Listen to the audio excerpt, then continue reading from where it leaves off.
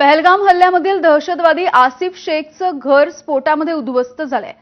पुलवामाच्या त्राल भागामध्ये मोंघामा इथे स्फोट घडवण्यात आला आणि यामध्ये दहशतवाद्याचं घर उद्ध्वस्त झालं। घराची झडती घेत असताना सुरक्षा दलांना या घरामध्ये संशयास्पद वस्तू सुद्धा सापडल्या। धोका जाणवल्यामुळे सुरक्षा दलं मागे हटली आणि त्याच वेळेला मोठा स्फोट झाला। या स्फोटामध्ये दहशतवादी आसिफ शेख याच्या घराचं नुकसानही झालंय।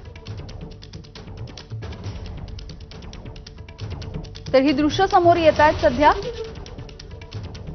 सोमेश कोलगे आपल्याला या संदर्भात माहिती देतील।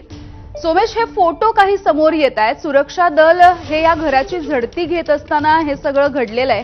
काय नेमकी कारवाई सुरू होती?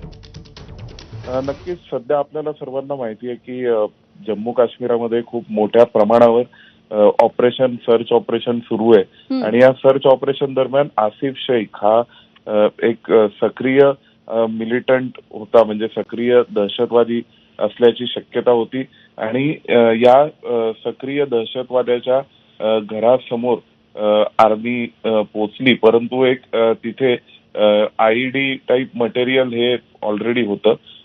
लष्कर ए तैयबाचा हा दहशतवादी होता अशी माहिती मिळते आसिफ शेख, आणि पहलगाम हल्ल्यामध्ये याचा समावेश होता अशी माहिती मिळते। सुरक्षा दलाच्या जवानांनी असं सांगितलं की जेव्हा ते पोहोचले त्यावेळी तिथे त्यांना काही स्फोट सदृश्य वस्तू दिसली आणि त्यानंतर ते तिथून तातडीने लगेच दूर गेले, परंतु दरम्यान त्या स्फोट सदृश्य वस्तूचा स्फोट झाला आणि त्यामध्ये आसिफ शेख या दहशतवाद्याचं संपूर्ण घर उद्ध्वस्त झालेलं आहे। अगदी धन्यवाद सोमेश माहितीसाठी।